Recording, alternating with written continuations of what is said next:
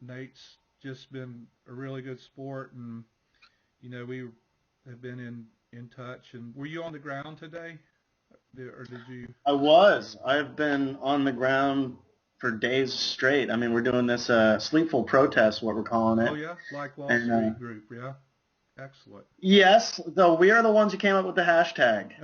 DC. I was in the group of 4 people and we were like, what should the hashtag be for this? And it was us who came up with sleepful protest. So, Excellent. um, Yep. so yeah, I've been on the ground for the last 2 days straight, and then I tend to come back here. This is my friend Matt's place, Hmm.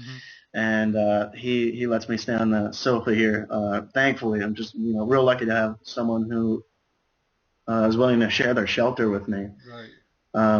But yeah, and this morning I streamed 2 arrests. The last, so that's a third day in a row that we've had arrests out there.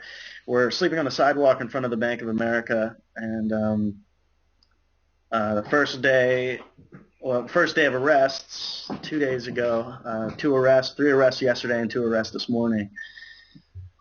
And are they arresting based on the idea that the sidewalk is private property for Bank of America, or just they're doing it just because they can and they're hassling people, or what's the kind of premise behind that? We actually looked into whether or not it was private property today. 2 people went ahead and did that, and it's public property. It is public sidewalk there. So whatever that undercover lady in that weird car with the flashing lights, she wasn't talking the truth. I don't even know who she is. She was playing clothes too.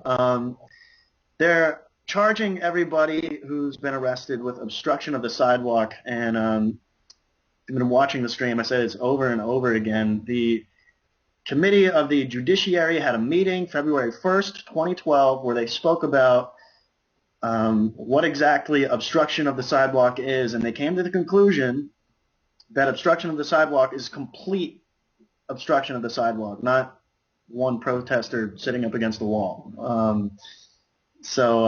And if somehow they did need, someone needed to walk through the spot that the protesters are sitting in, we're fine with that. We'll get up and move. I mean, it's not obstruction. Right. We're thinking we're pretty sure the charges are going to be, dropped. Yeah. So right now they're just hassling us. Yep. Well, that's par for the course, right? So I do want Uh, to come back to that during the meat of the interview because I have a couple of questions. But we're going to go ahead and start it out. It's a little bit after 8. Welcome to everybody who's come in to watch us here on OPN. And anybody that might be shadow casting us and watching, we appreciate your participation. This is Nate, who is Occupy Eye, streaming out of DC, taking a bit of time before he goes back out to the sidewalk protests to tell us some views on the actions in DC, his experience as a streamer, and correct me if I'm wrong, but I'm pretty sure you've done some streaming in New York and all that. So yeah, absolutely. I have. yeah, so tonight we get kind of like a 2-for-1. He can give us a view from New York and also from DC and contrasts and comparisons of the two. So thanks a lot for coming, man. We really appreciate you taking the time. So why don't Sure, you no just give problem. a short intro of yourself and your background, like where you come from and maybe what you did before you were an occupier. I come from a little town in South Jersey. Before I was an occupier, I was a college student. See you, dude. Matt's heading out right now. Police took the tent. They took what? They made him take the tent down. The Sleepwell protest tent. Yeah, they're harassing. Oh damn! Sorry, I just got word that our doing the Sleepwell protest. We've been putting up a tent that's a symbol of our First Amendment rights, Hmm. and I just got word that the police came and took it. So much for the First Um, Amendment. yeah, right. So anyway, as I was saying, I come from a town in South Jersey. I was a college student before Occupy started. I graduated back in May, and that's one of the things that attracted me to Occupy. um, is that I'm in a ton of student debt. I'm in about $50,000 of student debt. I heard about Occupy, I think a day before it started, and through Reddit.com, and sort of followed it for a while, and decided that I was going to make a week-long trip to New York City and hang out in the park, and that week-long trip has ended up being 6 months long so far, and counting. So yeah, I mean, I wanted, I went up there feeling like I did have something to protest and say, and I wanted to understand the protest a little bit more.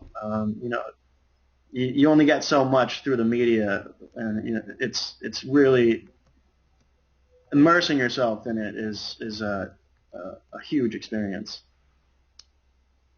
And so you went up in the park in pretty much the beginning. How long were you in the city and at Liberty, and kind of what was your experience and time frame in the city? Were you streaming at that time, or just working with groups, or how was that going?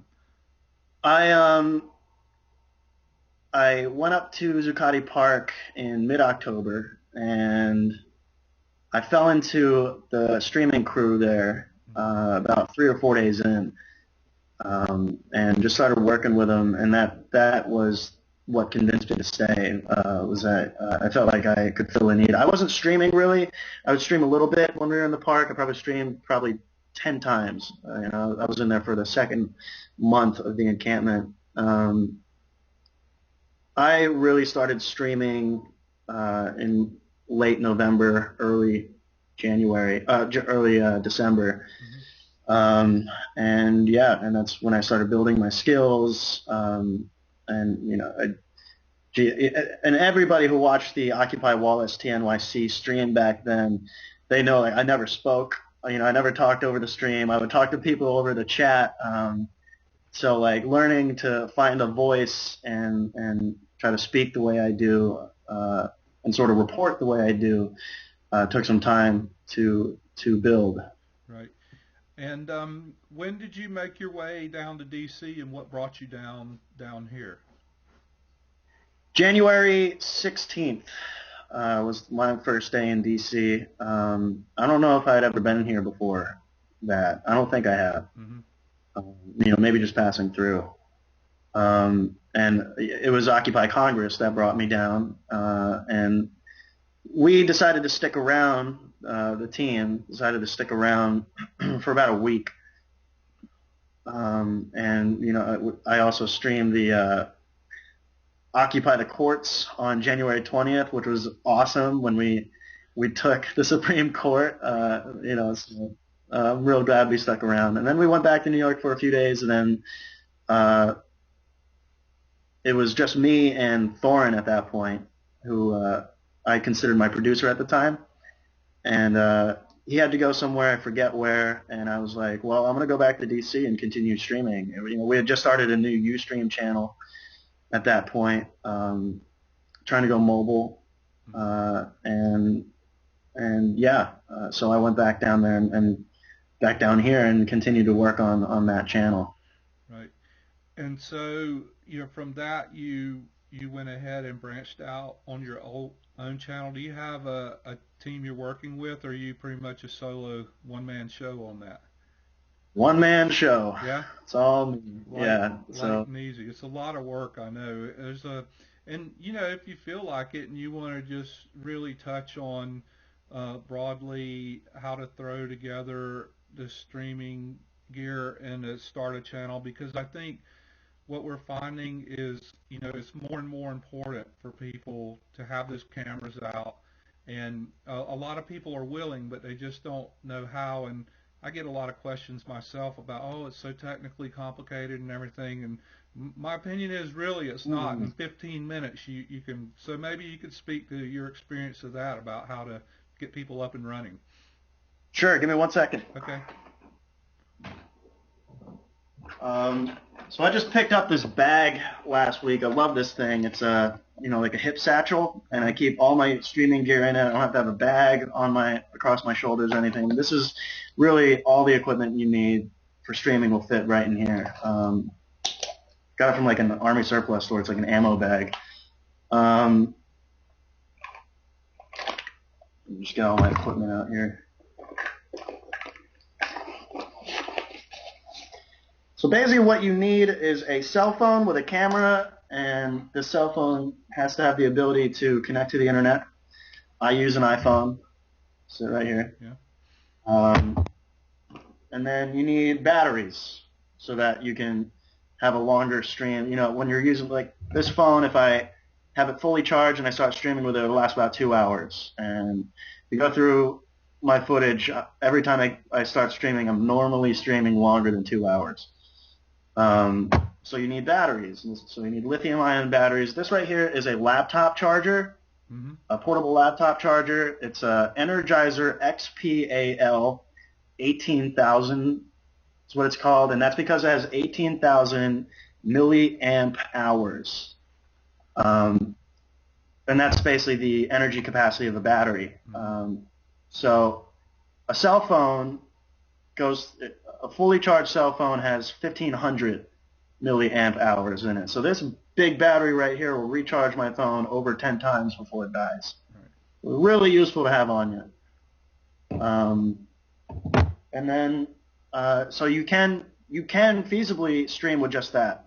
If you have an internet, like 3G, 4G access through your phone. But if you want to have a higher quality stream, you're going to need a hotspot. I go with AT&T because the speeds are wicked fast over AT&T, and that's my secret. It's AT&T. It's a fast connection. And so the Ustream app reads how fast your connection is and changes its quality output based on your internet connection. So if you have a good internet connection, you're going to have a pretty clear stream. Yeah. And then you're going to want a battery for one of these too. So I got this little battery because this doesn't use anywhere near as much battery as a cell phone does. This is a little lithium-ion battery to charge my hotspot. And that's it. And there are different platforms you can use. People who use Livestream, there is no mobile app for livestream.com, what we're speaking over right now. But if you want to walk around with a laptop, that'll work. But I go with Ustream because it's a lot more portable. Right. You just download the app on your phone, make an account, and you have a channel. Yep. And for those of you who are interested and you don't know, downloading the app on the phone, making a channel, and throwing it up takes about 5 minutes. So it's pretty easy. So that's our little. And you press one button. Yeah. The screen. Yeah. One time. So we'll get back on after that little tech talk. We'll get back on task. You're currently participating in Occupy in DC and streaming actions and events around there. Are you involved directly in any of the organizing or their GA or anything like that? I go to the GAs. I rarely speak at them. I'm much more of a kind of observational person. Mm-hmm. I'll pipe up if I feel like something has not been covered, but for the most part, there's such a range of ideas there, and I sort of let it just go. But I love participating and I love being there. It's really cool to see how the GA is, when you lose the camp, it's where the community lies. Right. And what is the vibe of the folks on the ground there, the occupiers on the ground? Are they feeling pretty energized and positive, or are they feeling kind of up against it? Because there's a lot of challenges being an occupier on the street on a daily basis, I know. The challenges affect everybody on an individual basis. All of us at the Sleepful protest are, the energetic kind, like you say. We're all so happy to be out there. So we do mesh well right now, the 20 or so of us who've been staying out there every night. We're just so happy that, the movement's called Occupy Wall Street. The call was made out to go out to Wall Street and sleep on the streets, and they're doing it. I'm so proud of New York City. They're really doing it. And this is our form of it too. It's go out, sleep on the streets in front of it, and protest it 24 hours a day. It's good. And what is the say for the public reaction? You know, the passersby. You know, you're occupying the sidewalk, you're occupying the streets, and surely you're engaging or attempting to engage with people. So what kind of reactions and responses do you see happening as part of that? Today, I think, is day 7 or day 8. I think it started last Wednesday, so I guess today's day 8. The first day, I mean, everybody just thought we were a group of homeless people, laying out on the street together. But as we created more and more signs and set them up, and people started understanding more and more that, oh, this is Occupy. Okay. And in the last few days, more and more media attention has been garnered, and so people are getting the word, and they're getting to understand that it's a protest. So, I mean, before we weren't treated so well, but now people walk by and they understand it's a protest, and I guess they hold that in a higher regard than homeless people. Kind of a sad fact. Yeah, I can imagine, and it's probably a startling realization on their part. Are your group, are you guys able to successfully engage people? Like, will they stop and have a conversation, or are they just like on the fly and they don't want to get involved, or how's that working out? It's working out just fine. People have been stopping and speaking with us, and we have closed about 10 accounts there. You know, we talked to people and they're closing their accounts, which is really cool. Excellent. Yeah.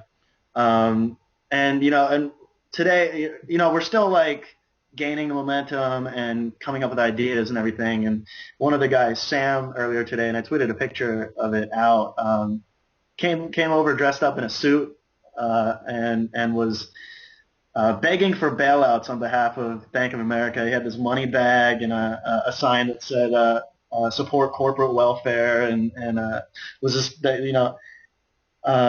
if I don't get a bailout, how can I afford more than 3 trips to the Bahamas every year? Is one of the things he was saying. So, it's awesome because all the creativity is coming back, and with all this energy, and it's so heartening to see again. Yeah, it's actually, as a viewer of the streams, I've loved seeing the interaction and the signage and the street skits and things like that, because I think it's so important to inject, humor into the equation, and to, of course, be peaceful in the face of, the cops being knuckleheads and all that, which is extremely difficult. But I feel like the more contrast we provide, the more fun we can have, but while working on these serious issues, then the more people will win over, because we appear to be the reasonable part of the equation as opposed to the unreasonable. So I'm really grateful to see that, and it's humor is always a great route for protest. Yep. Just like you say, it draws people in. Yeah. So specifically, how could, if people wanted to help support the, for lack of a better word, I'll use the sleepy pie because I like that, But how do we support the folks in D.C.? Is that on their, I guess, Occupy DC website or something like that? I'm sure you guys. We're kind of an affinity group, actually, to Occupy. I mean, if you're an occupier, come on and sleep on the sidewalks with us. I consider it Occupy. But we were actually talking the other day, because we're there 24 hours, so we do a lot of talking to each other. And we came to this sort of informal decision that we don't want to accept money. If you're in the area and you're coming by, if you want to buy some coffee or some food, please go right ahead. If you want to donate a blanket or something like that, that's great. I think there's a Twitter hashtag, and I think it's called Needs of the Protesters, and that's in like the DC. It might be Needs of the Protesters in DC. I'm not sure what the hashtag is. But that's sort of how we've been putting our needs out. I mean, right now we just need food and water. Yeah. So it's kind of, I mean, we're still, organizing it and putting it all together. So right now, I don't think there is. You can always call Fuel Pizza, which is like a block away, and send a pizza, and they'll bring it to us. Fuel Pizza, Fuel, I think is the only. Or is it Feul? Now I'm confused. I haven't slept Yeah, in a it's while. FUEL. We got it. Don't worry. You just say it. We'll take care of the rest. Yeah, But so fuel Fuel pizza Pizza. for food and yeah, Yeah, excellent. yeah. That's probably the best way to get us anything. Um, so what other, if you can speak to them, or sometimes we understand that you can't, but kind of what other actions are on tap in the spring that you're going to be participating in? There is what we're calling Occupy Earth Week. We're taking Earth Day and turning it into 8 or 9 days of actions every day, and I believe that starts the 16th, so that's coming up. I think it's the 16th to the 22nd, if I'm remembering correctly. And every day is a different themed march for another way that we can help the planet. There's marches in the name of water, so we're marching against hydro fracking, things like that. And it's 9 days of actions. In the last 3 days, and this is what's going to be big, so I guess that's the 20th to the 22nd, we're going to be marching on the IMF. And if you look into protests of the IMF, they get ugly. Yeah. They tend to get ugly. And they get big. Yeah. Yeah. So we're going to be doing that 3 days in a row, and hopefully don't get too much crap kicked out of us. But they're going to be big, 20th to the 22nd. I'm kind of looking forward to. You like to get into the confrontational part, huh? I'm not the one who I like to watch it, I guess, stream it. It's great theater, but yeah, the IMF protests are always a big deal. I have friends who have gone like overseas internationally to participate in some of those, and they come back with stories that are just just amazing. But it also brings and rallies a lot of people together to speak up and speak out, which I think is so valuable. Yeah. So you've had a lot of experience in New York and a lot in D.C., and you're showing us a lot of what's happening on the ground, and we really are grateful for it and appreciate it. Happy to do it. I'm interested in knowing what is the biggest lesson you've learned as being part of Occupy? Biggest lesson I have learned. Geez. Honestly, I used to think I was pretty open-minded, and I was. I think the biggest lesson I've learned is to do your damnedest to not allow your empathy to overload. I mean, that's the thing. That was when I was going through college, I was an English major. Anything politics, I'd close my mind to it because all it was going to do is make me angry or confuse me. And it's there's always so much to care about, and that's the thing that occupies really, why it's so not focused is because it's covering such a huge number of issues, and you have to treat them all equally. You have to look at every single one and care about it, because there are people who care about each issue. Each of these issues brought people out to occupy. So you can't allow your emotions you can't just be like, look, I can't care about all of this, but you have to. You got to keep pushing it. And be supportive, even if somebody is really engaged in something that's not particularly your thing. You have to support the fact that they are engaged. And Right. It's a two-way street. And I say you can't be supportive. You support it unless you are supportive. So it's an equal exchange. I love that word empathy. It was such a brilliant way to state that. And which brings me to a side question. In your experience, are people able to transcend their differences in opinions and ideas and be able to collectively come together for a greater good, or do you see a lot of challenges and struggles around that? I don't think there was a lot of challenge. I mean, the most beautiful thing about Occupy is the camaraderie. we're all like brothers and sisters down there. So if one of us wants to step up and figure something out and do an action or outreach, a few other hands and heads will pop up and say, I'll help you with that. Yeah. So it hasn't really been a big issue at all. Excellent. Getting together. I'm really, Yeah. really glad to hear that. And that leads me to my next question. In your opinion, what is the biggest challenge that Occupy faces? The biggest challenge Occupy faces.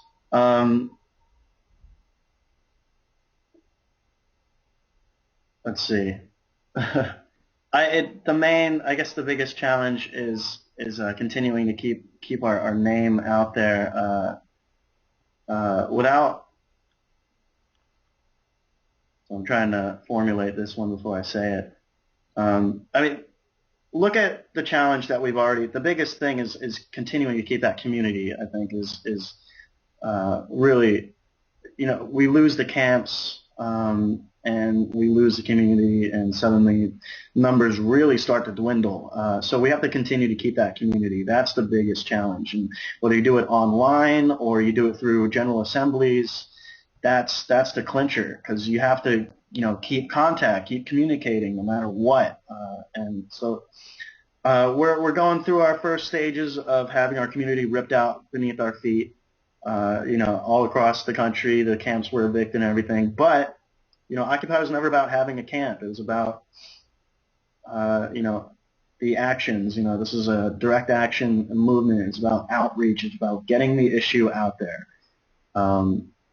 And so you don't need a camp. We'll find another way. There's always another way. So that's what we're, I think, working on nationwide. That's very well said, and so true. And we're gonna.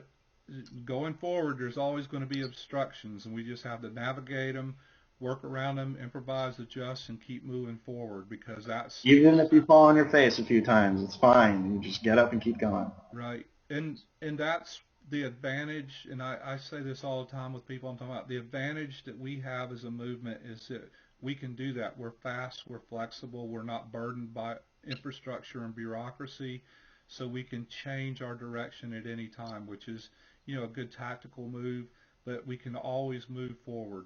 We can always move forward. And right. I'm really proud and honored to be a part of it, and people like you inspire me to do more and as much as I can possibly do it.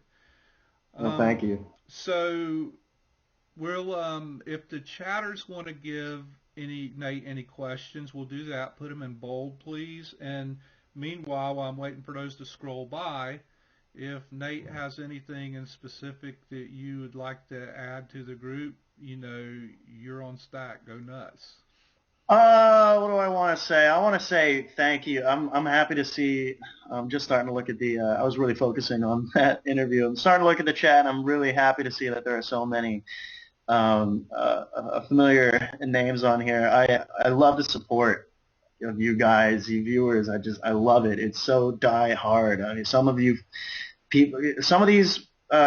chatters here have been watching me since November. When I would just type into the chat and never speak over the stream. So it's just insane, and that helps to keep me going. It helps. There have been days where I'm like, do I want to keep doing this? Do I want to keep streaming out? What am I doing with my life?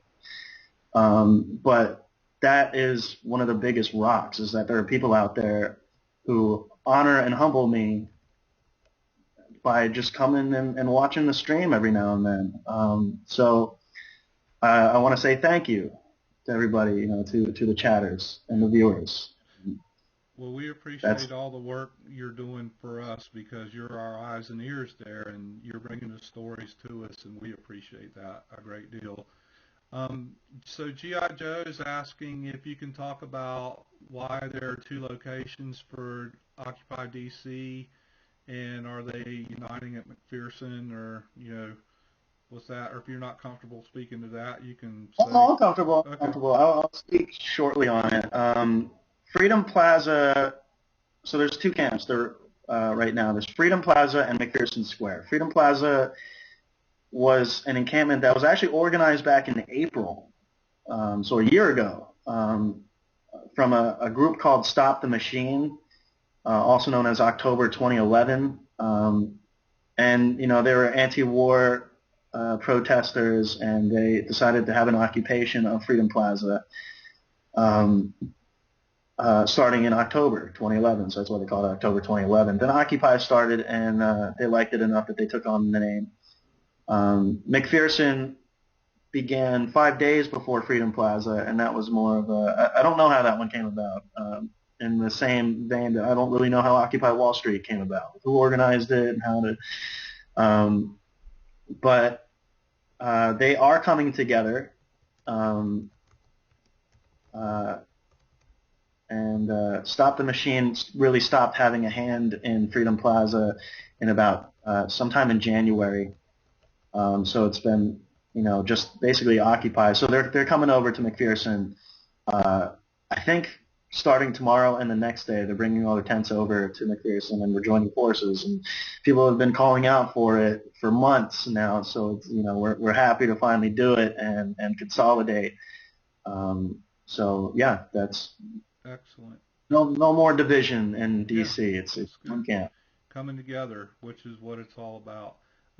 Uppity says that she loves your editorial choices, that you seem to have a good feel of the pulse of what's going on, and like, for example, the changing of the guard at the Unknown Soldier. How do you? Oh man, yeah, I love that. That blew my mind when I saw it. Yeah, she wants to know, how do you keep your art as opposed to your job as a streamer alive? So, and as an artist, I can understand that question. It's like, how do you keep your passion, high and your eyes clear so that stuff can come into you so you can present it to us? I mean that it's what I soapboxed on. The fact that there are people, I feel honored easily. I feel humbled easily. Well, not easily, but greatly. I'm quick to feel those feelings, and that's sort of shaped who I am. And hell, kicking up a stream, and if I have 3 viewers, I'm like, wow, there are 3 people who care about what I'm watching. And it's getting the word out. It might be bit by bit, but it's getting the word out, and that's what keeps me going. The fact that there are people willing to trust my view on everything, just a little bit. Right. I work with some activists, and I ask them that question all the time. It's like, well, how do you know if you're doing a good job or whatever? And my friend John says, listen, if you're doing a lecture to 2,000 people and you reach one of them, you've done your job. So it's just, you're looking for that one, always that one. So it's, Right. Good for you, because you bring us beautiful and poignant moments, and we appreciate it. Clearly wants to know whatever happened to the DC hunger strikers. The hunger strikers. I didn't hear enough about them when that was going on. I think I'm mixing that. I don't remember when the hunger strike was, and that might just be slipping my mind through sleep deprivation right now. What I'm remembering is the sleep strike that occurred when we were served those notices to remove sleeping material from both parks back in late January, and that we couldn't sleep in the parks, so they did the sleep strike. I don't know what happened to the hunger strikers. I don't remember that one. Okay. Well, clearly said it was a while back. So, and OccuTime just moves so weirdly. So. Oh God. Yeah, Joe. That's so Joe true. wants to know if the people on the ground are aware of the online presence of support. Like, do they realize the chatters are here, making the calls, doing the things, trying to send the pizzas and all that? Yes, they are aware of the online support. I guess not so much through the streaming community, and that could be my fault, actually. That's something I hadn't quite thought of.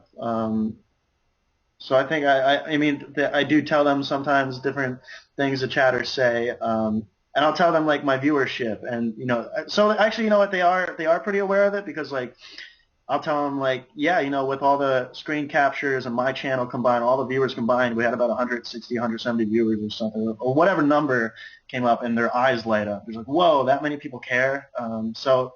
Uh, they're aware of it, at least in that sense. Yeah, well, that's good to know, because we want people to know that we're supporting them and we're doing what we can, to support you guys on the ground. Organizer X wants you to tell us about the lady at the White House that's been there since the 80s. I don't know a lot about her. Her name is Conception, and she's protesting the effects of nuclear weaponry and nuclear power plants. And she's been there since, I think, between 1980 and 1982. And she's this older Hispanic woman. And from what I've heard, she's incredible. I haven't met her myself, to be honest. But she gets hassled every now and then, and I'm really surprised that not that many people know about her. But she's been in front of the White House, occupying for over 30 years now, I think. Daily. Daily, Yeah. every day she's Hardcore. been there for 30 years. She has devoted her entire life to this, and she gets around like laws and everything. She doesn't have a tent. She has a. I was in there once doing it's called a peace vigil. It's not an occupation. It's not a peace camp for one person. It's a vigil. So she doesn't sleep in there or anything. She'll go over to the peace house to get some sleep every day, and then be right back out there. She gets around the laws. It's not a tent. It's a beach umbrella. Like the half umbrellas that you can set up on the sand and sit under it, and you get the sun off your back. It's that with some plastic tarp over it, and that's her little place. And she's got signs and everything, and people are always coming by and saying hello to her. And she's, from what I've heard, one of the most a really beautiful personality, from what I hear, and I have done myself a disservice by not going over there to meet her yet. Yeah. Well, that's something you can do at some point. You can't do everything all the time, right? Right. So JD wants to know if you feel that the unions are doing their best to support the movement, especially in DC where internationals are located. That's a good question. I haven't been following it too much. The unions, that is.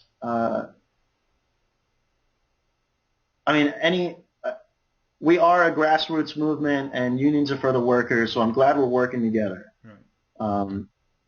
And I'm completely for cooperating with them. And I'm not sure if they're really out to co-opt it. I think they enjoyed our slogans a lot. Here in D.C., you're always seeing union billboards that say, "We are the 99%."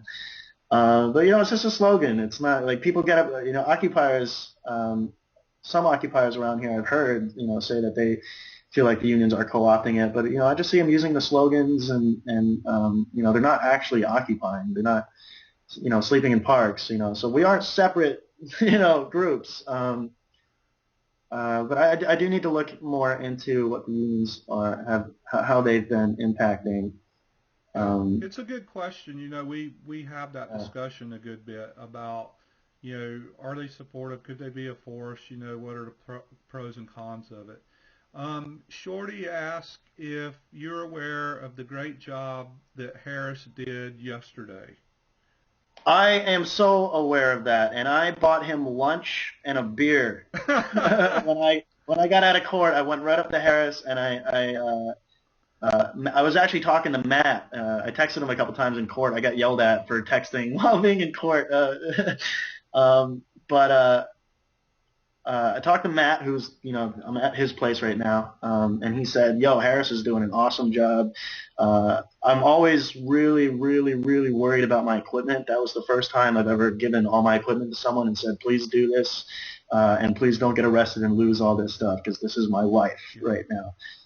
So I was nervous the whole time. I didn't have my trusty satchel, but he pulled through. I watched the footage afterwards, and he did such a great job. He's a really friendly guy. He's one of the he hasn't left a Sleepful protest in the last about 5-6 days. He is on that sidewalk always, and he's incredible. He's a soldier.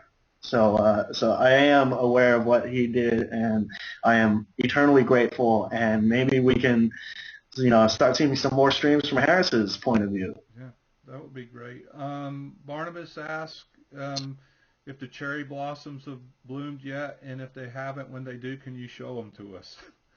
Yeah, they bloomed early because there wasn't ever quite a winter. You're like, where did winter go? So they bloomed actually, I think like the second week of March, and they were around for 3 or 4 days, and they're just about gone now. I took one picture and tweeted it out about a month ago. But I guess we'll have to wait till next year if I'm in the DC area. Sorry, Barn. Yeah. Apparently Harris has a little fan club, and so they're asking for He us deserves to, it. He deserves it. tell him we want to do an interview with him. We'll do an interview with him. Yeah, no Sure, I'll joke. talk to him. He's really interesting guy. I'll talk to him. I'm sure he'd be down with Yeah, it. just hook him up with my info, and we'll get him on Stack. That'll be fun. Okay. Zena is asking, is there anything that you need that we can help you with? Anything I need that you can help me with? Just keep doing what you're doing, guys. Honestly, that's what's keeping me going. So yeah, I mean, I do have a WePay account, but I have enough money on me right now that donations are not necessary. So I guess, I mean, if that's, just keep coming to the channel and follow me on Twitter, and that's what you can help me with. All right. Thank you. And Main- we're putting your WePay account up there just for people who might be interested. So, Okay. do we have? I'm gonna punch my account into the chat right now. Okay. So that really makes me feel good when I get a bunch of followers. So do that. There you go. It's occupyeye. There we go. So, anything else you want to add? I know you probably need to catch your breath because you're going back out tonight. I might not be, but we'll see. Now that I'm inside and you got to take care of the machine, man. You got to eat, you Oh, got to sleep, because we got to be in it for the long haul. yeah, it's all about burnout prevention, and so I think I might do that because the last 2 nights were pretty cold and pretty loud out there in the sidewalk, so it wasn't great sleep. So I think I'm gonna stick around here. Any last words? Thanks. Thanks so much. Yeah. I mean, this was a great interview. I really enjoyed doing this, and I wish the Other Possibilities Network the best of luck. Thank you so much for inviting me here. I really enjoyed this.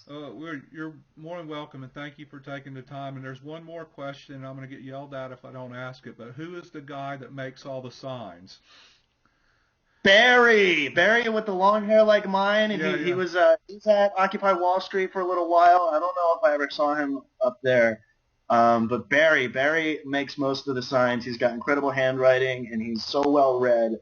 And he's always the one who's most pissed off at the banks and everything. Which you've seen it on the stream. He's always so mad, and he has a right to be. I mean, we're all mad. So yeah, that's Barry. Barry is a gem. Tell Barry we'll interview him too. He can, okay. Yeah, go out. Seriously, anybody that you think that could contribute to the channel and has something to say, we would love to talk to them. So it's how we're building our network, and we tend to think that the way this movement is going to succeed is by personal interaction. If it's kept in the abstract, the powers that be win. But if we make it personal, any way we can, is great power in that. So we thank you for taking your time. Thank you for all your effort and all the great work you're doing. I'm going to say we're going to let you go now and get some rest, take a shower, eat some food, and take care of yourself. Okay. And you know how to get a hold of us if there's anything we can do for you.